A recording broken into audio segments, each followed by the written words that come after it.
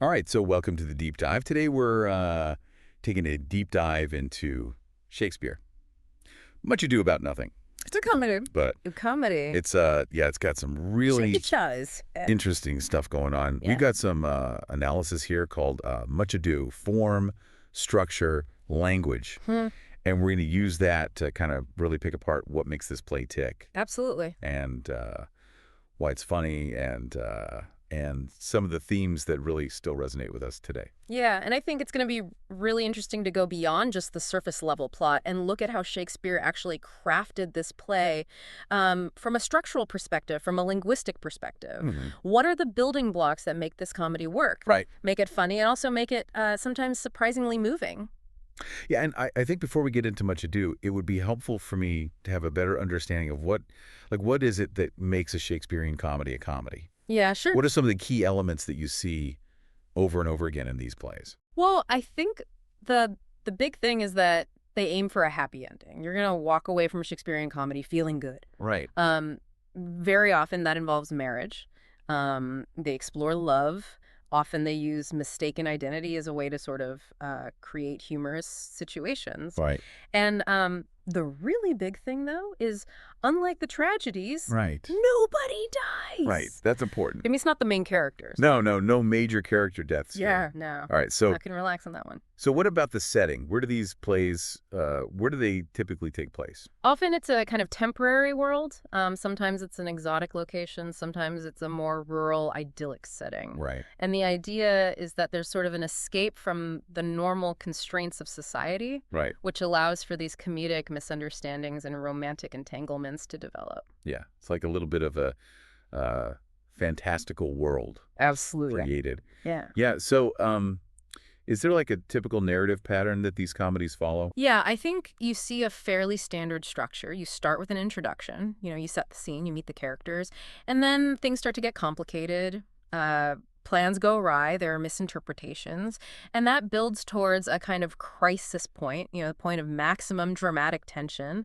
And then the play moves towards its resolution where things get untangled and Yeah. you get that happy ending. And so the resolution, it usually is a happy one, right? Absolutely. Yeah. Very often it's signaled by multiple marriages, Oh, wow. which kind of shows that harmony has been restored, social order has been reestablished, and often you get like a big celebration on stage, music and dancing, and maybe even a feast. Yeah, everybody wins. Everybody wins. And love is usually at the center of these comedies, but it's not always simple, right? No, it's very rarely straightforward. You get these really intricate relationships, love triangles, obstacles that the characters have to overcome Right. in order to find their happy ending. Now, Much Ado, it's a comedy, but our source here does point out that it's got some kind of surprisingly dark undertones. Yeah. How does Shakespeare balance those two elements? Yeah, it's a really interesting point because Much Ado, while being a comedy, definitely does flirt with tragedy. I mean, you've got the scene where Hero is publicly humiliated, which is really quite emotionally devastating. Right. But I think that actually makes it even more compelling because it means it explores a wider range of human emotions Right. than you might get in just a pure, kind of farcical comedy. Right. So the humor isn't all slapstick or anything like that. Not primarily, no. I mean, Yes. there are some amusing characters and there are some amusing situations, but typically Shakespeare's humor relies a lot more on wordplay. Right. The clever use of language, puns, intricate plot developments that lead to funny or ironic situations. It's more about the cleverness of the language. Exactly, yeah, the wit, the intelligence of it. Yeah. And the source even mentions that these plays often engage with things like loss, fear, truth, and sadness Yeah. before they deliver that happy resolution. Yeah, and I think that's a really important point because it means that the happiness you get at the end feels more meaningful because Yeah. it's been earned. It suggests that Shakespeare's not just going for cheap laughs, he's actually exploring the complexities of relationships Right. and how joy can emerge from difficult circumstances. Right. It's not all just, a lighthearted romp. Exactly. So with that understanding of Shakespearean comedy, let's focus on Much Ado and its structure. Sure. The source here mentions the 5-act structure and how it aligns with something called Freytag's pyramid. Okay, yeah. So the 5-act structure was pretty standard in Shakespeare's time, and it basically comes from classical dramatic traditions.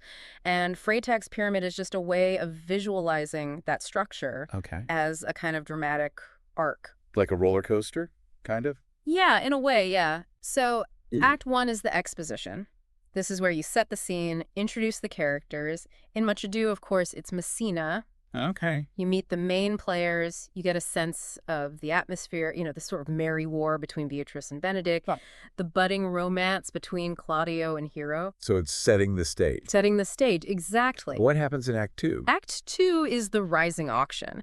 So this is where the conflicts start to emerge. You get complications, you get misunderstandings, schemes are set in motion. Right.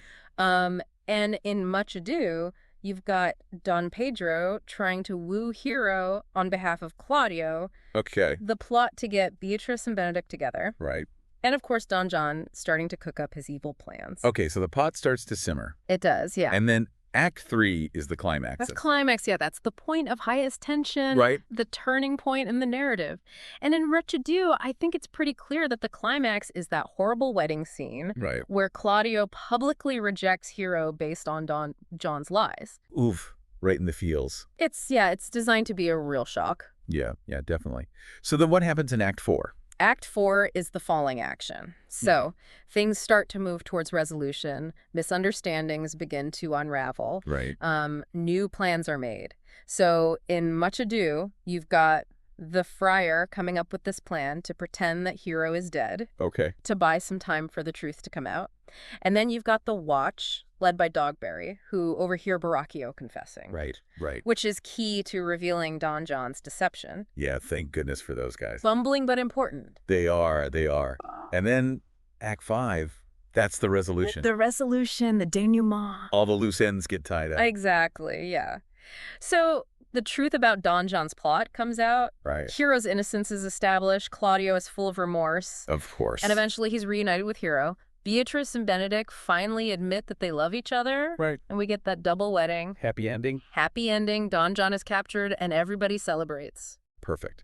So that 5-act structure really provides a framework, right? It shows how Shakespeare is carefully building tension and then releasing it. Absolutely. To get to that happy resolution. Yeah.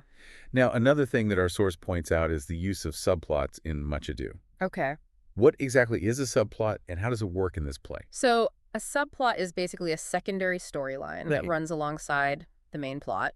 Sometimes it mirrors the main plot. Sometimes it contrasts with it. Okay. It can involve different characters, maybe from different social classes. Okay. And it just adds another layer of complexity to the play. Right. So in Much Ado, you've got the main plot with Hero and Claudio. Right. What would you say is the main subplot? The main subplot is the relationship between Beatrice and Benedict. Right. Their merry war. Right. Their journey towards love. And our source points out that this subplot is often seen as especially captivating by audiences. Yeah. Why do you think that is? I think it's because their relationship feels very dynamic and genuine. It's not love at first sight, like we see with Claudio and Hero. Right. Beatrice and Benedict, they challenge each other, they're witty, they spark off each other. Right. And so their eventual love feels earned. Yeah. It's less of a fairy tale. Absolutely, yeah. Now, these comedic resolutions often involve marriage, as we said. Right. How does that work with the subplots? Well, marriage in Shakespearean comedy is often symbolic. Okay. It represents a kind of restoration of harmony, social order, the triumph of love over adversity. So the resolutions typically involve clearing up misunderstandings, tying up loose ends, and then the sense of celebration. Right. And very often that culminates in multiple marriages, showing that everyone's happy. Everyone's found their place. Exactly. Yeah. And our source also says that these resolutions often involve characters, gaining self-awareness, learning something about relationships. Yeah, definitely. The characters go through these comedic complications, and often that forces them to confront their assumptions about themselves, about other people, about love. And they grow as a result. They have to learn and adapt. They do, yeah. And mistaken identity and misunderstandings, those are kind of key tools, aren't they? Absolutely, yeah. Those are classic comedic devices. Right. In Much Ado, you've got Don John's whole deception, Right. which relies on Claudio and Don Pedro mistakenly believing that Hero is unfaithful. Right. And then the plot to get Beatrice and Benedict together, Right. that relies on them mistakenly believing that the other one is in love with them. Right, right. So these misunderstandings, they drive the plot. Yeah. And ultimately, they contribute to the resolution because they force the characters to reevaluate their perceptions. It shows how easily things can go wrong Absolutely. based on, incomplete information. Yeah.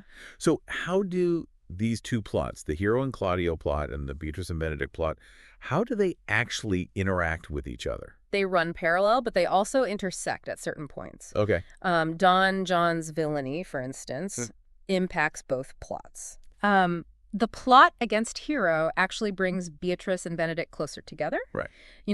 Beatrice turns to Benedict for support. Right. The social context of Messina, with its emphasis on honor and reputation, that kind of influences both relationships. Right. And then in the final act, you get that double wedding, Right. which kind of brings everything together and reinforces that sense of harmony. It's almost like two different threads Yeah. being woven together. Exactly. And so let's get into some of the specifics now. Act 1, Yeah. what happens? It sets the scene. Sets the scene, introduces us to Messina. Okay.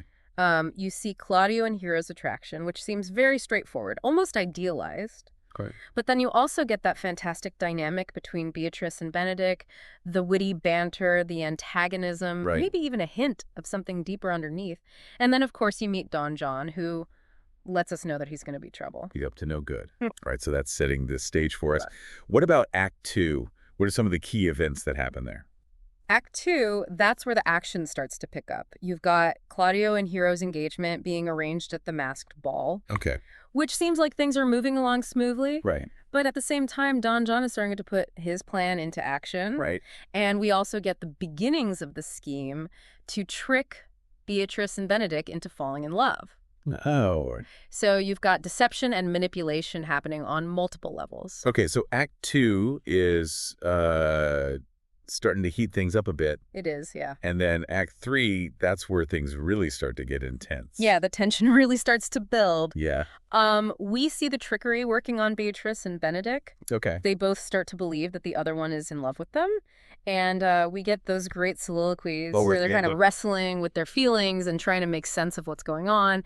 But at the same time, Don John's manipulation of Claudio is also moving forward. Right. And that's setting the stage for the disaster that's about to unfold. Right. And then we also get the first appearance of the Watch, right? Yes. Those wonderfully incompetent but ultimately crucial characters. Right, right.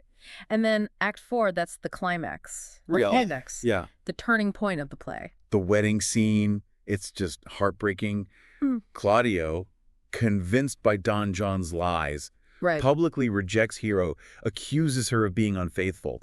It's the moment of maximum dramatic tension. Yeah, it's rough. And then what happens after that? Well, then we get the falling action. Hero faints. Everyone thinks she's dead. Right. Leonardo is devastated. And the friar comes up with this plan to hide Hero Okay. and let the truth come out gradually. Yeah. And crucially, the watch overhear Baracchio confessing his part in the deception. Right, right, right. And then Act 5, that's the resolution. Resolution, everything comes to light. Yep. Baracchio's confession is revealed.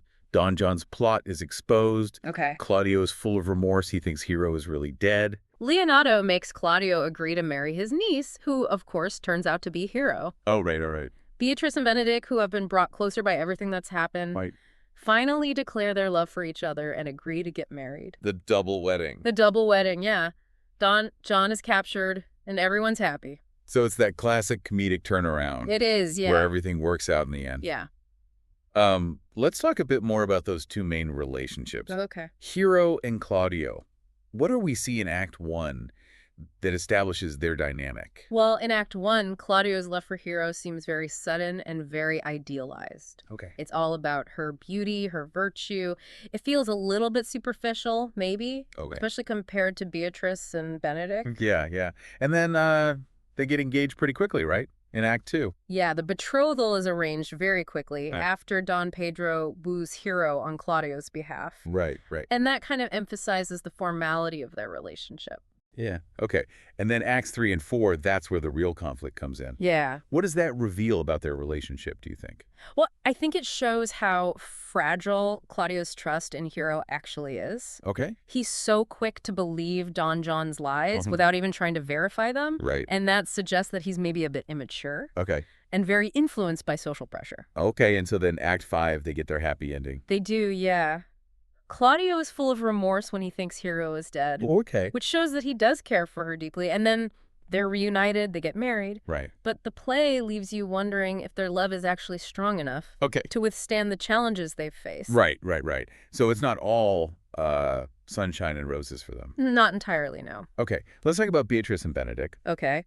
Their relationship in Act 1 is it's pretty antagonistic. It is, yeah. Yeah. It's all witty insults, banter. Right. They both claim to hate the very idea of love and marriage. Right. But you get the sense that there's something else going on there, right? Yeah, I think underneath the surface, there's a real spark between them. Okay. Maybe even a fear of vulnerability Right. that they're trying to hide with all this wit. Okay, so then Acts 2 and 3, their friends start to meddle, right? Yeah. The friends hatch this plan Right. to trick Beatrice and Benedict into believing that the other one is secretly in love with them. Okay, and that actually starts to work. Right. It does, yeah. By Act 3, they both start to believe it. Right. And we see that in their soliloquies, Right. where they're kind of surprised and intrigued by this new information. Right. And then the pivotal moment, our source says, is in Act 4. What happens there? Well, Beatrice, who's devastated by what's happened to Hero, Right. demands that Benedict challenge Claudio to a duel Oh, wow. to prove his love for her. And Benedict, he's torn, but ultimately he chooses Beatrice over Claudio. Okay. And that's a real turning point for them, because it shows that their feelings are genuine Right. and that they're willing to stand up for each other. So actions speak louder than words. Absolutely. Yeah, okay. And then finally in Act 5, they agree to get married. They do, yeah. But even then, they can't resist a bit of banter, Of course a not. bit of teasing. It wouldn't be them otherwise. It wouldn't, no. But ultimately, they acknowledge their love, Right. and their marriage feels much more balanced and equal Okay. than Claudio and Hero's. Yeah, it's a real partnership. A real partnership, yeah. So to go back to what we were talking about before, those two plots, they're intertwined in a lot of ways, right? They are, yeah. John's villainy affects both of them. Right. The plot against Hero brings Beatrice and Benedict closer together. Right. And the social context of Messina, with its emphasis on honor, influences both relationships. And then the double wedding at the end really brings everything together. It's a nice, neat resolution. It is, yeah. Okay, let's talk about the language that Shakespeare uses in Much Ado. Sure. The source here mentions the use of both prose and verse. Right. Can you explain the difference between those two? Yeah, so prose is basically ordinary language. Right. Like we use in everyday speech. Okay. It doesn't have a set rhythm or rhyme scheme. Verse, on the other hand, is poetic language. Right. It has a rhythm, often iambic pentameter in Shakespeare, which is a particular pattern of stressed and unstressed syllables. Okay. And it's often used for more formal or emotional moments. Okay, so verse is for the more serious stuff. Yeah, the more heightened moments, the big speeches. And prose is for more casual conversations. Exactly, yeah, for banter, for humor, for everyday interactions. And what's interesting about Much Ado is that Shakespeare uses a lot of prose. Okay. Like 75% of the play is in prose, Wow. which is quite unusual for a comedy. Okay, so what effect does that have on the play? Well, it gives the play a very conversational feel. Okay. It makes it feel lighthearted, quick-witted. Even the high-status characters like Don Pedro and Leonardo, they speak in prose a lot of the time. Right. And that kind of fits with the tone of the play. Yeah, right? absolutely. It's not a super serious play. No, it's a comedy. It's a comedy, yeah. It's meant to be entertaining. Yeah. And the witty dialogue between Beatrice and Benedict, that's one of the highlights of the play. It is, yeah. What makes their language so entertaining? Well, it's just so clever and quick-witted. Okay. Beatrice is a master of sarcasm. Right. Benedict is always ready with a retort. Right. And they're constantly punning and teasing each other. And the source gives some examples of those puns, right? Yeah, like the title of the play itself, Yeah. Much Ado About Nothing. Yep. In Elizabethan English, nothing could sound like noting, Oh, right. which means eavesdropping or observing. Right. And that's a key theme in the play. That is, yeah. All the misunderstandings come from people overhearing things or Well, misinterpreting what they see. right, right. And another technique that the source highlights is dramatic irony. Okay. Can you remind us what that is and where we see it in Much Ado? Sure. Dramatic irony is basically when the audience knows something that the characters don't. Yeah. And that creates suspense or humor or both. Okay. So in Much Ado, the biggest example is Don John's deception of Claudio. Right. We know that Hero is innocent, Right. but Claudio doesn't. Right, and that's where the tension comes from. Exactly. Yeah, yeah. Yeah. Are there any other examples of dramatic irony in the play? Yeah, another good example is the plot to get Beatrice and Benedict together. Oh, right. We see the friends planning it all out. Right. We know what they're up to. Right, But Beatrice and Benedict are completely in the dark. right. And that's where the humor comes from. Yeah, exactly. And it's all very cleverly done by Shakespeare It is, yeah. to keep us engaged. So what are the overall effects of this dramatic irony? Well, it keeps us involved in the story. Okay. We're rooting for the truth to come out. Yeah. Right. We feel sympathy for the characters who are being deceived. Right. And in the case of Beatrice and Benedict, we're kind of enjoying the ride, seeing how they're going to be tricked into love. It's all very well crafted. It is, yeah. Okay, so what are some of the key themes that we see in Much Ado? Well, love is obviously a big one, but it's not just romantic love. Okay. The play explores different kinds of love. Okay. The idealized love between Claudio and Hero, Right. the more realistic love between Beatrice and Benedict, Okay. the love between friends and family members. Right, right. So it's looking at love from different angles. Exactly. What else?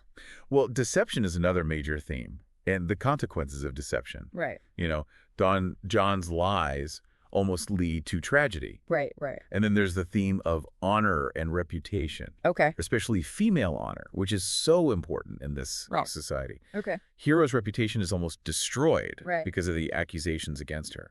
Right, right. And the play also touches on gender roles. Yeah, definitely. Beatrice is a very strong, independent woman, Right. which is unusual for the time, Okay. and she challenges the expectations of what a woman should be. Okay. Interesting. And we've talked a lot about appearance versus reality. Right. And the idea of noting. Yeah, those are recurring motifs throughout the play. Okay. So the source also mentions some critical perspectives on Much Ado. Right. One of them is that it's a dark comedy. Yeah, some critics see it that way Okay. because it has those moments of real darkness, Right. like Hero's public shaming and a apparent death. Right. It's not all just light and fluffy. No, it's got some serious undertones. Okay. And I think the extensive use of prose Right. contributes to that Okay. because it makes the play feel very grounded and realistic, Right. not just like a fairy tale. Okay. And the source also talks about feminist criticism. Yes. What do feminist critics tend to focus on in Much Ado? Well, they often look at the language used by and about the female characters. Okay. So, for example, they might compare Beatrice's wit and independence Right. to Hero's more passive role. Okay. They might also look at how the play reflects or challenges the gender roles of Elizabethan England, Right. and they might analyze the relationship between Beatrice and Benedict Okay. to see if it's truly a partnership of equals. Right. Right. So it's a play that can be read on multiple levels. Absolutely. Yeah. And that's part of what makes it so interesting. I think so. Yeah.